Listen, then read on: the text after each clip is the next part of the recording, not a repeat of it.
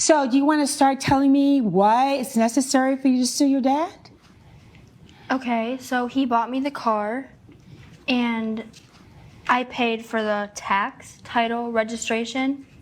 He paid for the first 6 months of the car note and the insurance, but then I started paying for the car note and the insurance. And I paid probably like $475 a month, right? For how long? For about how long? For 2 years. For 2 years, okay. And then, so I got into a fight with his new wife, so I moved back in with my mom, and then a week later, my car gets towed. All right, stop right there. So your mother's in court with you today, correct? Yeah. Now, let me turn to you, Mr. Thompson. This is your daughter. Yes. But my understanding from the complaint that you and her mother were never married. Correct. But in a relationship. Correct. All right, so from your perspective, what was going on here? Well, my daughter was doing the right thing by the car in the beginning, but then she started disrespecting my new wife, and she was letting her boyfriend use the car, and he's not under the insurance. So she was just being disrespectful on a lot of levels. So I took the car. So you know away. what? I've been doing this so long that I know that this is more than about a car. Okay. I know that it's more about $15,000. There is a backstory to this. So tell me about your relationship with her mother, and that will help me to understand some of the background coming into why we're in court today. So what happened? So our relationship was good, but as the years went on, we started to go our separate ways, and it just wasn't working anymore. Okay, so it wasn't working anymore. Yes. Between you and her mother. Correct. So stand up. You are Jessica's mother. Hello, All Your right, Honor. understand. Come and stand next to her, please. Okay. I understand that you and Mr. Thompson were in a relationship. That this is the daughter that you all have together. Yeah, this is Jessica. And he says that the relationship went along well. And then there was a point where it didn't. So you went your separate ways. Yes. Is that much correct? Yes, that's right. All right. She was 8 She was 8 years old when he left. when he left. Yes. And after he left, what kind of relationship did he have with Jessica? A slightly disappointing one. He tried his best, but he hasn't been regularly there. I am there for her day-to-day everything. I pay all her bills. I take care of her. I make sure she gets to her practice and that she has her school clothes and she has all the things that she All right, needs. so stop right there. Was he paying child support? We never hashed anything out in court because we weren't married and we didn't want to deal with any kind of adversarial relationship. We tried to just deal with things as So you we had an needed. informal agreement. We did. Is that correct? Yes. So you had an informal agreement, but you supported your daughter during this time. Is that fair? That's fair. That's Yes. fair. You To some supported your degree. daughter. Correct. All right, so maybe you didn't see her day to day because you're not living in the home anymore. Right. But you did support her. Did you see her from time to time? Of course. Okay, so now we are fast forward. At what point, I understand, there was a time that Jessica made the decision that she was going to go and live with her father. When did you make that decision? I was 14, I think. Okay. And why did you make the decision to go and live with your father? Well, I was adjusting to a new school, and my mom just got a new boyfriend, and it was a lot to take in. And my dad just recently got married, and he had twins, so I just thought maybe I want to see what his life is like and maybe go see him because I never got to see him a lot when I was a kid. So that was the agreement? Pretty much. I mean, yeah. it sounds like okay. She's Yeah. turned 14. You're now in a new relationship. You and your wife have twins, I understand. Yes. And now Jessica moves in. And so were things good? Things were pretty good. I am really trying to get down to why in the world Jessica and her mother are on one side of my courtroom and you're on the other. So things were going well until what happened? Your Honor, he promised me he would buy me a car when I was 16. Okay. And when I turned 16, he bought me a 2016 Toyota Camry. Okay. And he made the first payments, a couple of payments, and then I started making all the payments because he wanted to teach me responsibility. After 6 months. Yes. Okay, folks, this case is not really about a car. Let's just be real here. This is about a dad who downloaded Fatherhood 2.0 and immediately uninstalled it. The daughter says that she took over the car payments after he bought her a car, and that seems reasonable. And then after one big fight, this man takes the car. That is not discipline. That is a repo with feelings. And his excuse is that she disrespected his new wife. Oh, okay. So instead of acting like a parent, you went full, I'm taking my ball and going home. And let's talk about the history real quick. This man never married the mom, left, remarried, never paid child support, and now he expects a respect badge because he helped a little later? Congratulations, you did the bare minimum with a ribbon, honestly. But then the daughter tries to reconnect and moves in with him. Things are going good. He just had twins. It's like the Hallmark movies, just download it. And boom! You buy her car, let her take over the payments, then sell it when you get mad? That is not parenting, that is leasing authority. And let's just be honest, guys, this fight wasn't about disrespect. It's about control over her life. Because dads who disappear for a couple years don't suddenly get to enforce kingdom rules. You don't get to abandon your child, pop back in, buy a car, then pull the plug like, remember who's boss. This wasn't a father teaching a lesson. This was a schmuck fumbling a second chance. And the saddest part about this whole situation, the car wasn't just transportation, it was trust. And he sold that too. The agreement between you and your dad was that you would pay the title, cost for the title, you would pay for the insurance, and then after the first 6 months, you would, in addition to those fees, would then contribute toward the payment of the car. Yes. And then this went on for how long? About 2 years. About 2 years. Yes. And then something happened. Yes? Something happened. Yes. And now you're in a relationship. Let's recap this.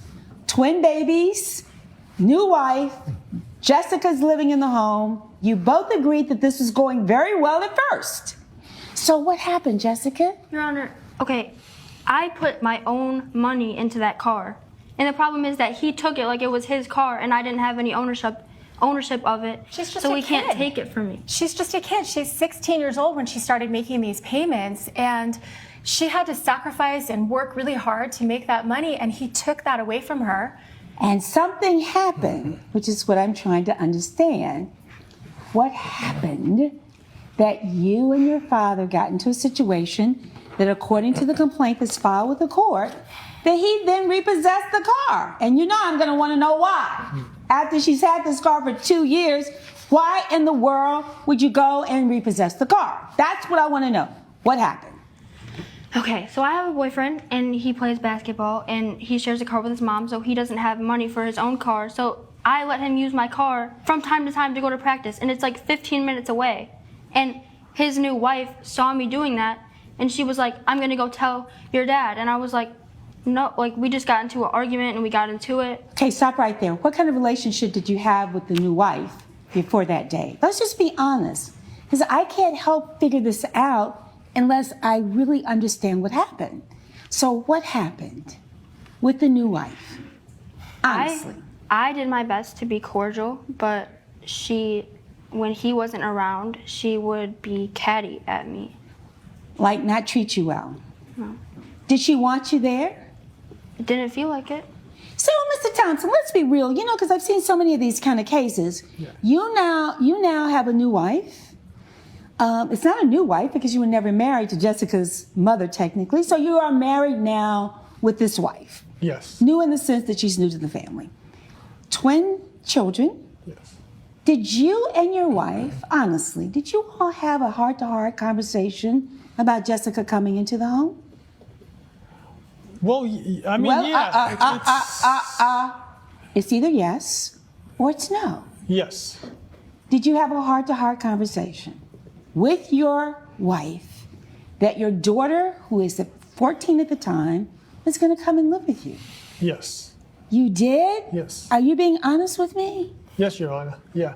I mean, it's really is what happened after the fact. It's because at first it was good, but the two of them, as time went on, weren't really hitting it off. And why do you think that as time went on that they weren't getting along? Come on, let's get down to the bottom line on this. What happened between your wife and your daughter? I think that my wife was putting her children first.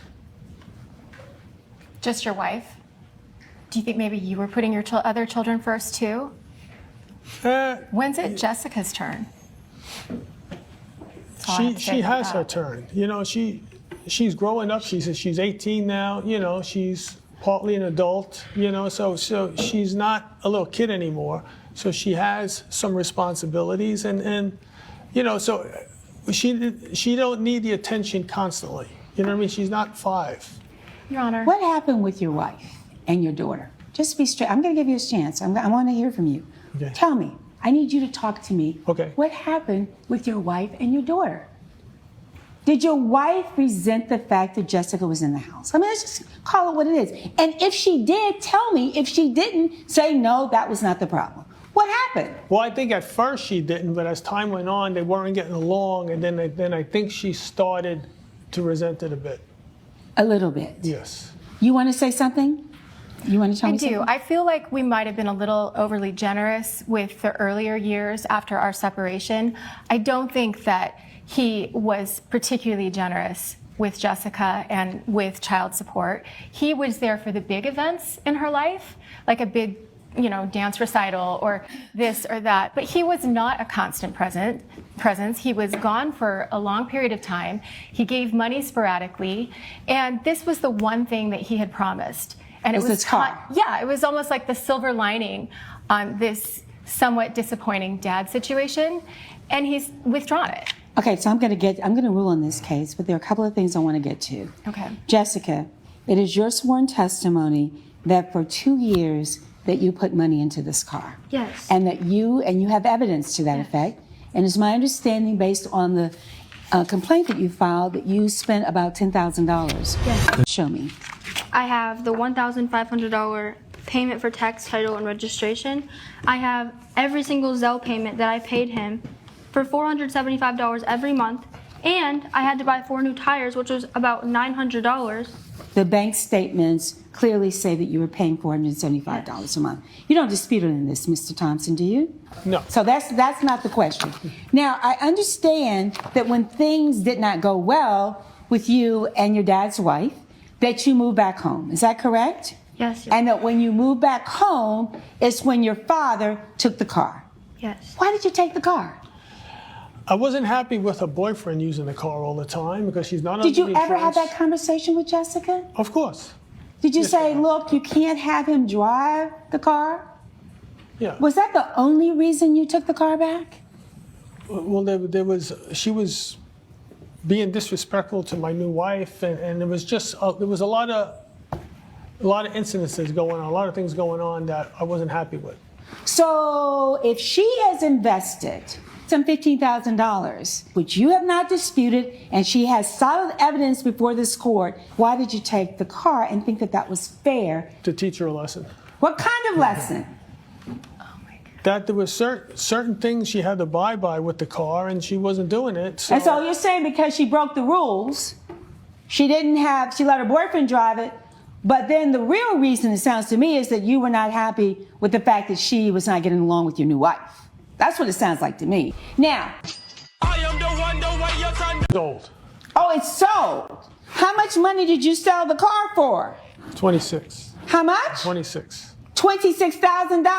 I don't think it's fair that you would snatch this car. And so, not only are you going to get the $15,000 back, you're going to get the full $26,000 back because this was not fair. And that is the ruling of the court. Judgment for the plaintiff. But let me say to women who are listening and fathers who are listening that children ought not get caught in between of this foolishness, because this is nothing but a vendetta you filed against him because you were angry. You took the car because you were angry, and she got caught in between. Judgment for the plaintiff in the amount of $26,000. We will stand adjourned. All rise. Judge Hatchett has ruled in favor of the plaintiff.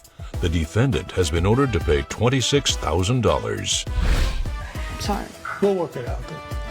All parties Yeah, are my dismissed. I hope you meant that. I hope you meant that. I hope you meant it, because it's not about the $26,000. It's about this child. She is your daughter, and you all need to work it out. You're going to pay the $26,000, but I'm very pleased to hear you say that, and you need to be supportive of this. Nothing further.